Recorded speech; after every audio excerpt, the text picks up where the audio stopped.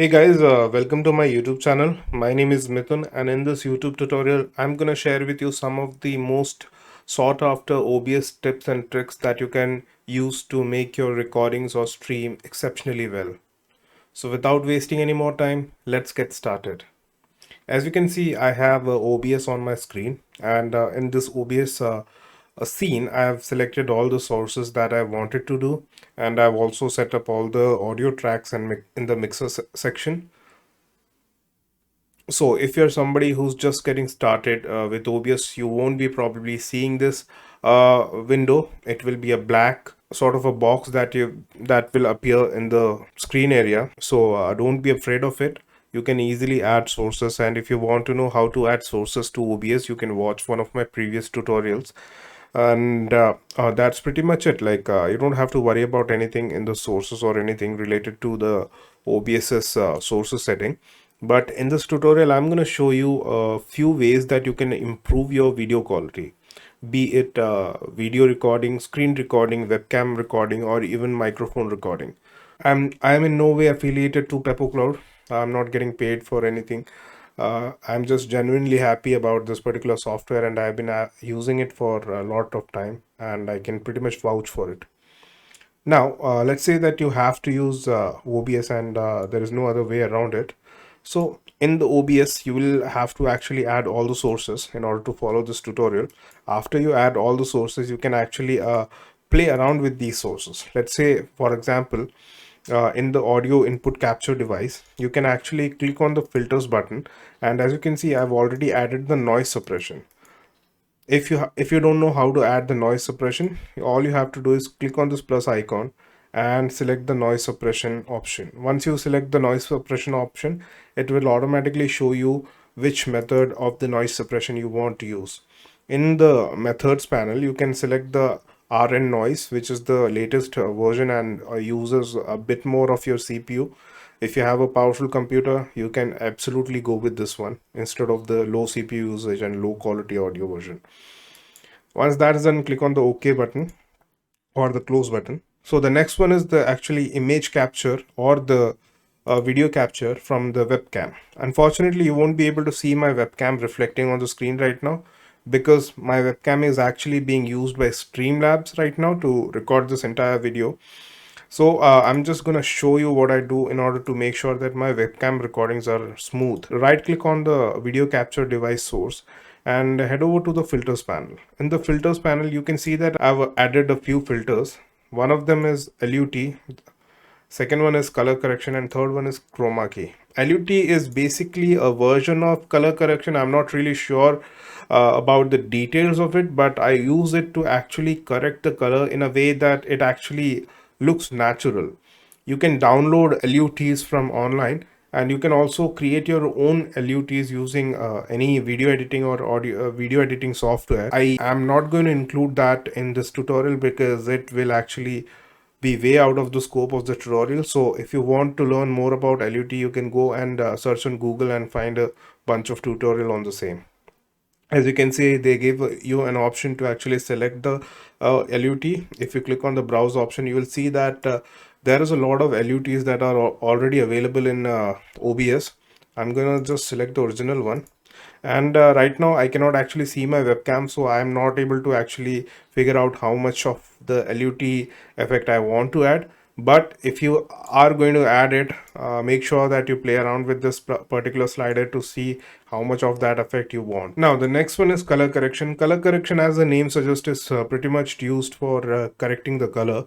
Of course, with LUT you can actually do a really great job with correcting the colors, but if you want to get into the details of it, you will want to add color correction effects as well. In the color correction effect, you will see that there's an option to modify the gamma, contrast, brightness, saturation, hue, shift, and opacity. I usually play around with these a bit to see which one suits the best. It will actually depend on the type of lighting and environment that you're recording in and the type of webcam that you're using. So be sure to actually tweak these settings to suit your need. Some people I've also seen on YouTube that they actually disable everything in their webcam or their DSLR. So it pretty much looks like a bland relay from their DSLR, and they use this color correction option in the OBS to actually modify the colors and bring life to the entire footage. So you can also use the same and bring life to your footage without actually doing anything fancy. Of course, if you add too much of any of these options, it is going to make your video look really unnatural and pretty odd.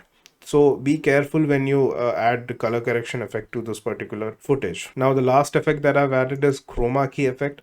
Chroma key is basically the effect that is used to remove a particular color from the screen. Usually this is the green color, and people use green screen to actually block every information in the background. For example, let's say that you have an ugly wall behind you in the background and you don't want to actually get that in the video, so you can use a green screen, and OBS will actually automatically remove the green screen. You can also play around with these settings to make sure that there is no green screen spill and everything looks pretty amazing. I've used this in a bunch of my tutorials, and you will be able to see how it works in one of my previous tutorials as well.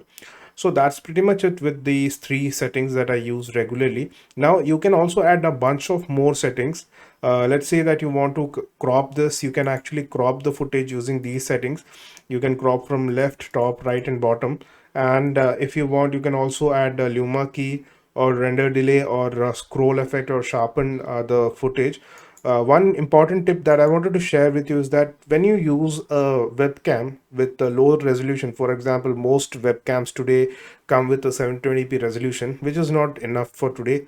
And if you are going to spend money on a DSLR, it is going to cost you a lot. And even after setting up the DSLR with the best options and best settings, you might still not get the crystal clear video that you want. But in order to replicate that crystal clear effect, you can actually use the sharpness option in the effects panel in OBS, and you can increase and decrease the option depending on the need of the situation.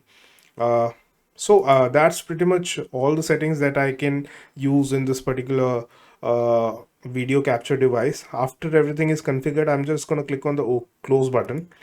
And now let's talk about the audio mixer panel.